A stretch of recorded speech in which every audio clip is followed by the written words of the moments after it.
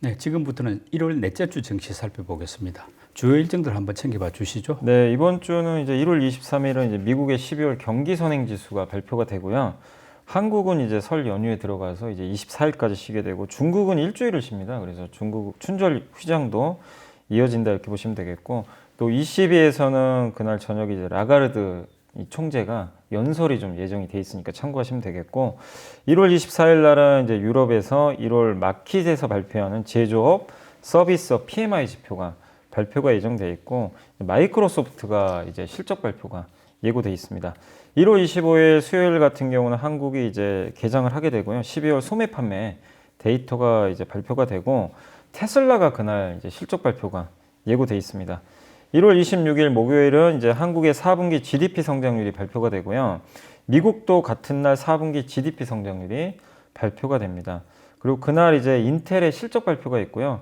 또 한국에서 이제 금통위 이제 한국은행 의사록이 공개가 되고 또 같은 날 일본의 이제 중앙은행이죠. BOJ에서 의사록이 좀 공개가 된다고 합니다.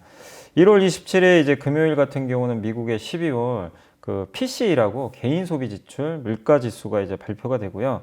같은 날 또 미국의 12월 개인 소비 이 데이터가 좀 나오게 되고 미국에서 또 1월 달 미시건대 소비자 심리 지수가 발표가 되고 그날 이제 그 한국에서는 LG 에너지 솔루션 우리 사주 이게 1년이 지났기 때문에 보호예수 물량이 좀 풀린다는 거 참고해 주시면 좀 좋을 것 같습니다. 명절 후에 이제 짧은 주간인데 좀 유의하거나 주목해야 될 변수가 있다면 어떤 것들일까요? 일단 휴장이 좀 많긴 하지만 역시 뭐 우리가 제일 주목을 해야 될 거는 테슬라 실적 발표인 것 같아요. 왜냐하면 테슬라가 영향을 주는 분야가 우리나라 2차 전지이기 때문에 어쨌든 테슬라가 또 지금 최근에 가격 인하까지 했거든요. 그래서 이게 효과가 있는지 또 2차 전지 섹터에 어떤 영향을 주는지 아무튼 우리나라 시장에도 그날 굉장한 변동성을 줄 수 있는 요인이라 테슬라 실적 발표 좀 잘 체크해 보시면 좀 좋을 것 같고 그 다음에 역시 좀 주목해야 될 게 그 27일 금요일 날 미국의 연준이 제일 중요하게 생각하는 물가 지수죠. PC.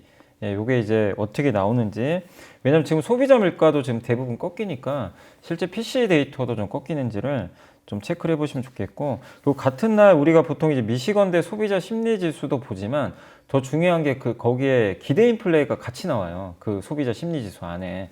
그래서 기대 인플레가 요즘에 계속 꺾이거든요. 그래서 이번에도 좀 꺾이는 데이터로 나올지도 한번 체크해 보시면 좀 좋을 것 같고 그리고 의사록도 잘 봐야 될 것 같아요. 왜냐하면 지금 이제 우리 한국은행도 이제 금리 동결 기대감이 굉장히 높아졌는데 금통위 의사록에서 그게 좀 확인이 좀 가능할 수도 있거든요. 그래서 실제 어떤 얘기들이 와갔는지 보시고 예전에 우리 BOJ 잘 안 봤잖아요. 근데 요즘에 완전히 바뀌어서 BOJ도 봐야 됩니다. 그래서 BOJ에서 일본 또 그 어떤 얘기들이 나왔는지, 그러니까 YCC에 대한 또 치열한 얘기들이 왔을 거란 말이에요. 우리는 이제 결과만 알지만.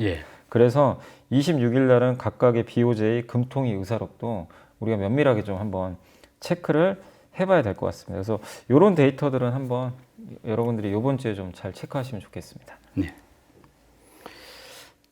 요즘 보면은 뭐 개인이 파는 날은 주가가 오르고 또 개인이 사는 날은 주가가 내리고 약간 청개구리 같은 시기인데 이게 보면 약간 개인들의 어떤 투자 전략에 문제가 있는 건지 또 주식시장이라는 게 원래 이런 건지 왜 이렇습니까? 제가 체크해 봤더니 지수 오르는 날은 항상 외국인이 샀어요.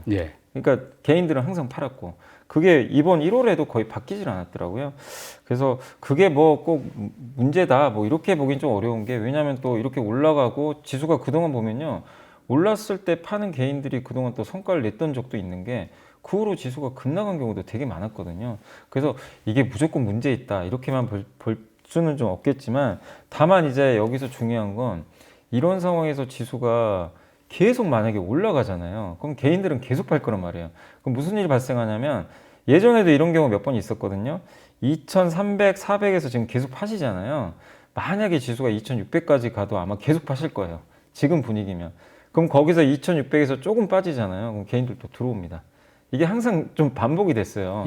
그러니까 급등하고 나서 조금만 빠져도 이제 또 들어와요. 왜냐면 그때는 또 외국인이 팔거든요. 그래서 결론적으로 또 더 비싸게 사는 경우들도 많이 나왔어요. 그래서 이게 꼭 개인이 무조건 이렇게 올라갈 때 파는 게 잘못은 아닙니다. 작년만 봐도 성공했던 적도 몇 번 있었기 때문에 다만 올해는 저도 좀 당부드리고 싶은 게 작년하고는 분명히 좀 다른 분위기는 맞잖아요. 달러가 확실히 꺾였기 때문에. 그래서 너무 여러분들이 그냥 오르는 날 너무 헤어질 결심 하셔가지고 예. 무조건 파는 것보다는 아니 기업을 팔 건 팔아야 되겠죠. 뭐 내가 생각했을 때 물렸는데 아니, 그러니까 수익을 네. 내고 파는 건 맞는데 네. 지금 손실을 본 상황에서 이제 그런 일종의 경우도 손절매를 있어요. 계속 네. 하는 것은 좀 안타까워서. 그러니까 이게 워낙 지겨워서 그런 것도 있고요. 예. 이제 난 지긋지긋하다. 그러니까 언제까지 내가 삼성전자 요즘에 제일 많이 파는 게 삼성전자더라고요. 네. 그러니까 6만 원 오면은 정말 어마어마하게 파세요. 되게 사실은 개인들 8만 원, 7만 네. 원대가 많은데 그죠? 근데 우리가 이제 명확하게 모르지만 제가 알기로는 개인 투자자분들 평균 단가가 7만 원 넘는 걸로 알고 있어요. 예. 그래서 아마 지금 많은 분들이 손절하시는 걸로도 좀 알고 있는데 다만 삼성전자가 이제 최악은 좀 지나가는데 네.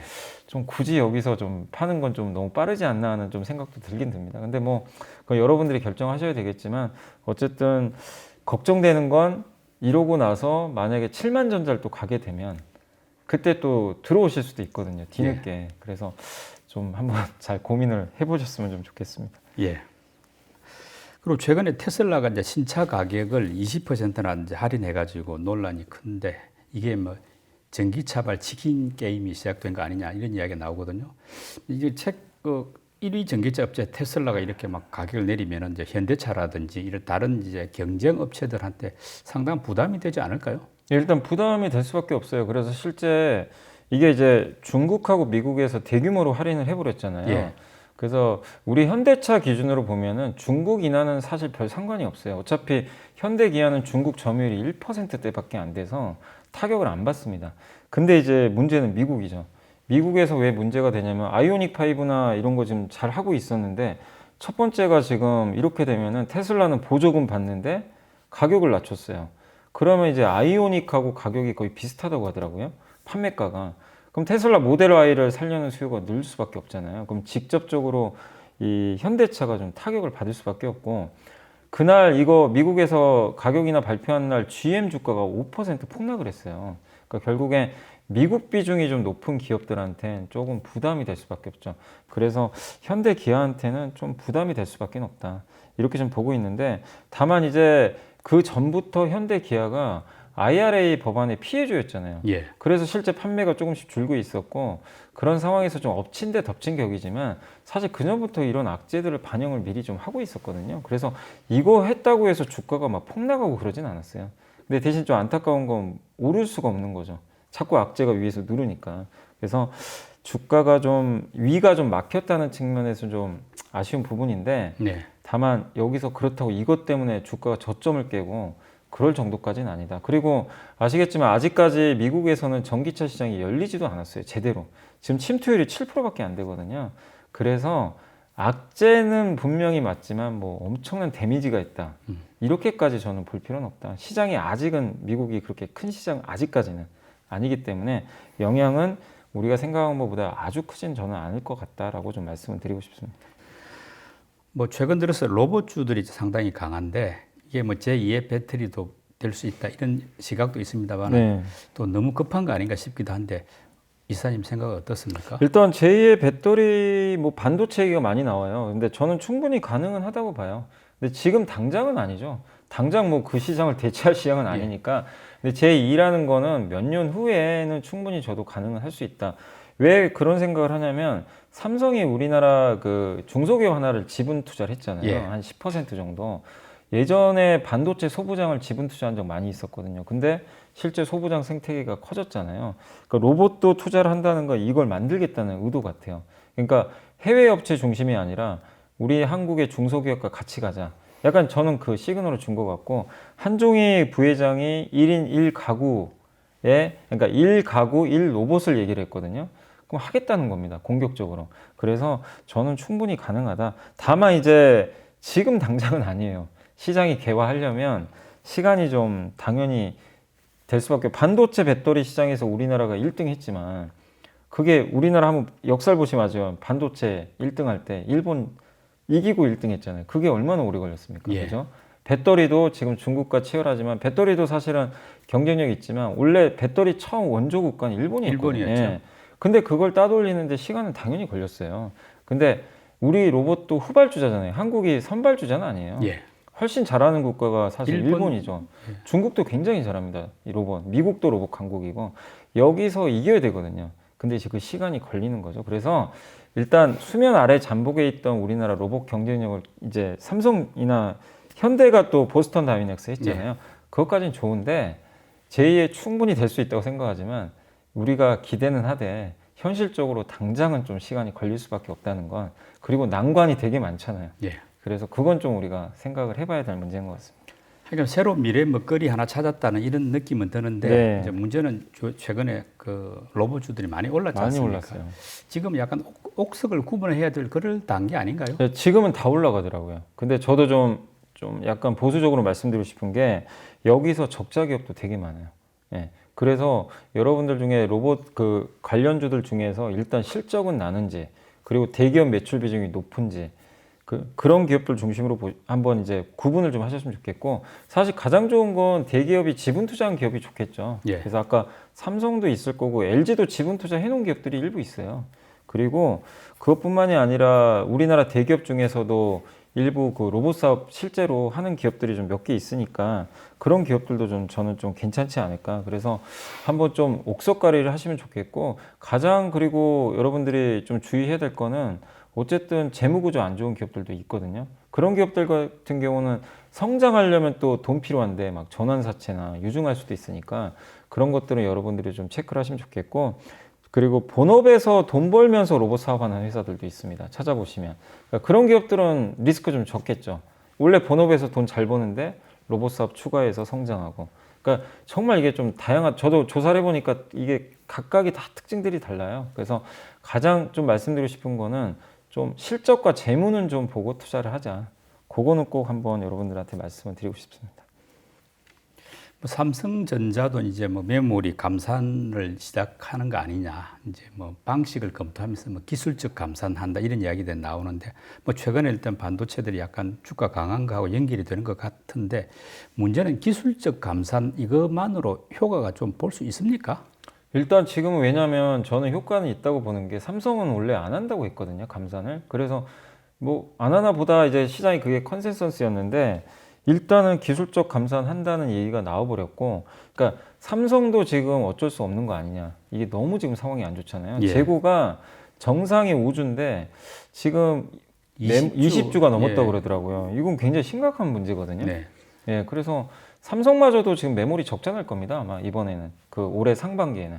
그러니까 삼성도 투자할 것도 많고 하는데 그래도 삼성 입장에서는 차라리 감산하는 것도 나쁜 건 아니에요. 왜냐하면 메모리 3사가 과점하니까 감산을 하면 어쨌든 재고는 줄거든요. 예. 그래서 인위적 감산은 안 할 수는 있어요. 그렇지만 약간 그런 거죠.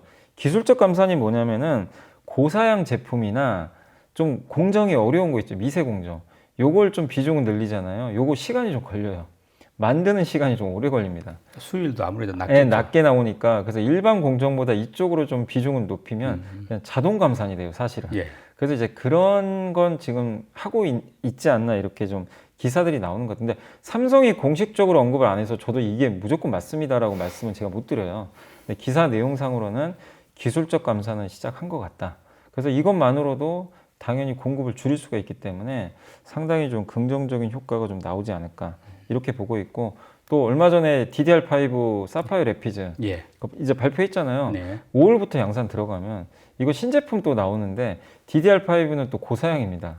이거 만들면 또 역시 그 시간이 조금 더 걸릴 수 있겠죠. 그래서 공급을 줄이는 효과가 있어서 수요는 좀 증가하고 좀 그래서 긍정적이지 않을까 저는 그렇게 바라보고 있습니다. 윤 대통령이 이제 UAE 방문하면서 그걸 계기로 해가지고 37조 원 정도 투자 협약을 이제 맺었는데 원전, 뭐 방산, 수소주가 조금 움직이는 듯 하더니만은 뭐 다시 또 원상이더라고요. 네. 이게 뭐 한번 일회성으로 그칠까요? 이게 일회성이라기보다는 이제 앞으로 관건은 수주예요. 사람들이 이제는요 굉장히 냉정한 게요. 개인 투자분들도 정말 이게 냉정해지신 게 그냥 무조건 꿈만 꾸지를 않아요. 그래서 수주 나와? 이거 MOU는 구속력이 없어요. 예. 이거 그냥 안 해버리면 사실 뭐라고 할 수도 없는 겁니다. 그래서 이 중에서 진짜로 수주 나오는 거 이제 보고하겠다. 약간 이제 이런 식으로 좀 많이들 바뀌어 가시는 것 같아요. 그래서 일단은 팔자.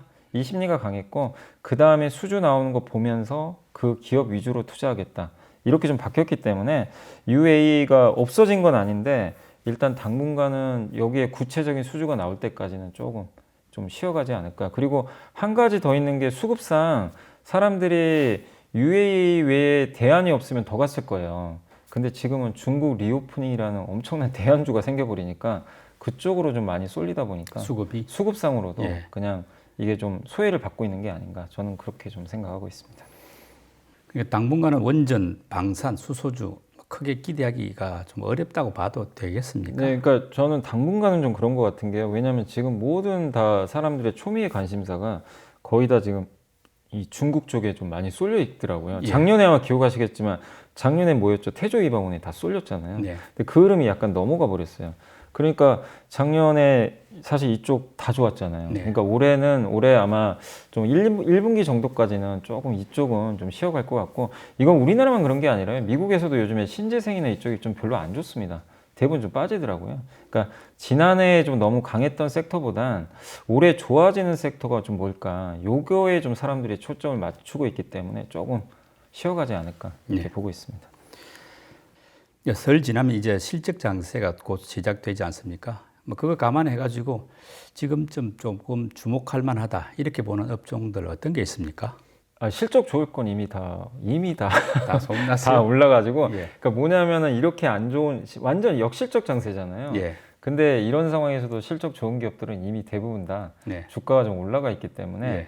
제가 찾기가 좀 어려워요. 근데 실적 좋은데 주가 올라갔으니까 또 좋으니까 이거 예. 투자합시다. 이거는 이미 또 물릴 확률이 또 너무 높기 때문에 그렇죠. 사실 저는 지금 장세는 말씀드린 대로 역으로 좀 투자하는 게 맞지 않나. 그러니까 역실적 장세에서 하방이 단단한 게 뭐가 있을까? 아니면 악재가 다 노출된 거 그런 것도 괜찮습니다. 오히려 수익률 면에서는.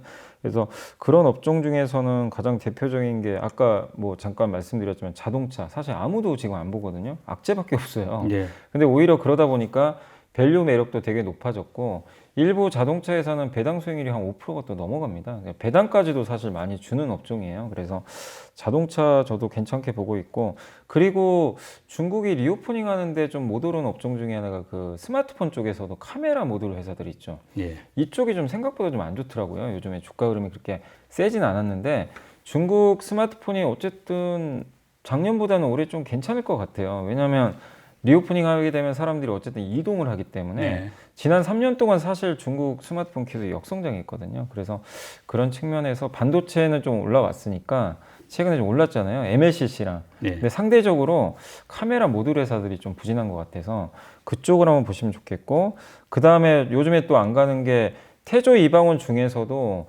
조선주는 사실 작년 하반기부터 되게 안 좋았거든요. 먼저 빠졌어요. 그래서 저는 좀 조선주도 좀 괜찮지 않을까. 지금 조선주도 연초에 보니까요. 제가 체크해 보니까 수주가 좀 또 되고 있습니다. 근데 주가가 워낙 또 최근에 부진했기 때문에 이런 업종들. 그래서 저는 말씀드리고 싶은 게 뭐 이게 엄청 지금 좋아가지고 뭐 뜨겁다 이런 걸 말씀드린 게 아니라 이미 그런 건 다 알고 있어서 올라가 버렸거든요. 예. 그래서 차라리 좀 역발상으로 지금 못 오르고 하방이 단단한 것 중에서 한번 여러분들이 여기서 한번 기회를 포착해 보는 게 더 낫지 않나 이렇게 말씀드리겠습니다. 예.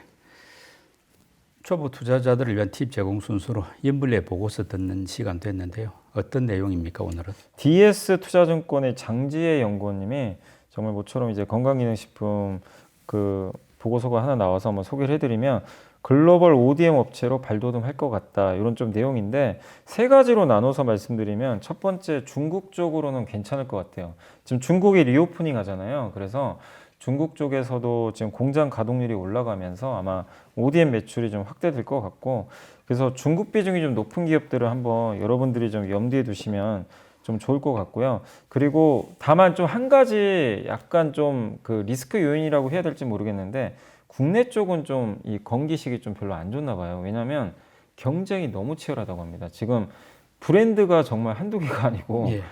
정말 많잖아요. 네. 그런데 그 상황에서 그럼 물론 ODM한테도 좋아요.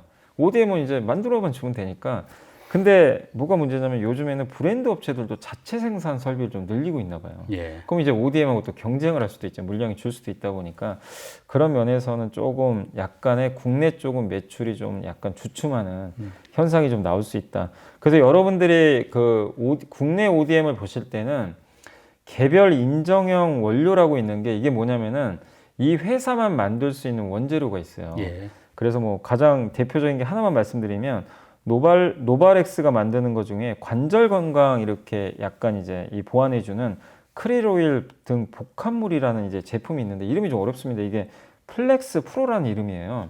근데 이거는 노발엑스 말고는 못 만들어요. 그러니까 이게 전체적으로 특허가 풀려서 누구나 다 따라서 만들 수 있는 제품이 하나 있고 여기만 만들 수 있는 제품이 있어요. 오리지널이 오리지널이죠, 맞아요. 예. 그래서 이걸 개별 인정형이라고 하더라고요. 예. 이 단어로. 이게 많은 업체들은 좀 괜찮겠죠. 그래서 노바렉스, 코스맥스 MBT, 콜마 BNH는 또 그런 것들이 있기 때문에 좀 괜찮다라고 좀 보시면 좋겠고, 다만 국내 쪽은 전체적으로 좀 경쟁이 심해져서 조금 성장이 좀 떨어지는 거는 염두에 두시고, 다만 이제 정부 정책적으로는 식약처가 건기식 규제 혁신을 좀 해가지고 특히 그 융복합 건기식이라고 들어보셨는지 모르겠는데 저도 그 예전에 먹었던 제품 중에 야쿠르트인데요. 예. 위에 캡슐이 같이 들어간 야쿠르트 아마 보셨는지 모르겠는데 이게 원래 우리가 건기식 먹으려면 물에다 같이 먹잖아요. 예. 근데 뭐냐면 음료에다가요 위에 캡슐을 넣어줘요. 아. 그래서 음료 마시면서 그거 알약을 같이 먹는 겁니다. 그걸 융복합이라고 하더라고요. 예. 그럼 먹기가 되게 편하죠. 네. 그거 하나 사가지고 그냥 같이 먹는 거예요. 그래서 그거를 요즘에 많이 허용을 해주고 있대요, 점점. 그러면 이 시장이 이 접근성이 늘어나니까. 그래서 정부 정책 측면에서는 좀 긍정적인 부분이 있다. 예. 그래서 한번 이런 거 체크하시면 되겠고, 아무튼 그동안 건기식이 진짜 많이 빠졌어요. 주가들이 정말 한 2년 동안 계속 빠졌는데 이제는 한번 좀 지켜보자는 의견 같고, 탑픽은 코스맥스 MBT 하고요, 콜마 BNH 여기가 탑픽이고, 관심 종목으로는 노바렉스 이렇게 들어가 있으니까 한번 기업들도 체크해 보시면 좋을 것 같습니다. 설을 맞아서 시장도 잠시 쉬어가는 느낌이 듭니다. 연휴 기간 동안 연초 증시 상황을 다시 한번 점검해 보고 또 개별 종목 이슈도 꼼꼼히 챙겨보는 것, 이것이 많은 도움이 될 것 같습니다. 연불리의 비밀노트 오늘 순서 마칩니다. 연 미사님 수고 많이 하셨습니다. 네, 감사합니다. 명절 잘 보내십시오. 네.